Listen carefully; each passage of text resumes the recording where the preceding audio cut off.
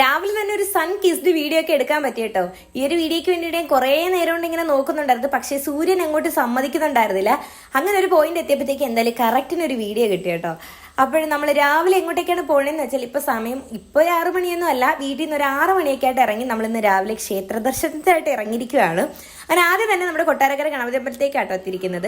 നമ്മുടെ വീട്ടിൽ നിന്ന് കുറച്ച് ലോങ് കൊണ്ട് പോകാൻ വേണ്ടിയിട്ട്. അങ്ങനെ ഞങ്ങൾ ആദ്യം തന്നെ അങ്ങോട്ടേക്ക് വന്നു. തലേ ദിവസം തന്നെ നമ്മൾ നേരത്തെ പ്ലാൻ ചെയ്തിട്ടുണ്ടായിരുന്നു കേട്ടോ, രാവിലെ എണീക്കണം അമ്പലത്തിലൊക്കെ പോകണമെന്ന്. അങ്ങനെ ഐശ്വര്യമായിട്ട് വന്ന ആദ്യത്തെ അമ്പലത്തിലെ പ്രാർത്ഥനയൊക്കെ കഴിഞ്ഞു. നമുക്ക് അവിടെ ഉണ്ണിയപ്പൊക്കെ കിട്ടിയിട്ടുണ്ടായിരുന്നു കേട്ടോ. എനിക്ക് ഭയങ്കര ഇഷ്ടമാണ്. എനിക്ക് മാത്രമല്ല, ഇവിടെ പ്രാർത്ഥിക്കാൻ വരുന്നവർക്കും അല്ലാതെ എല്ലാവർക്കും ഇഷ്ടമുള്ള കാര്യം എന്നറിയാം, കൊട്ടാരക്കരയിലെ ഉണ്ണിയപ്പം.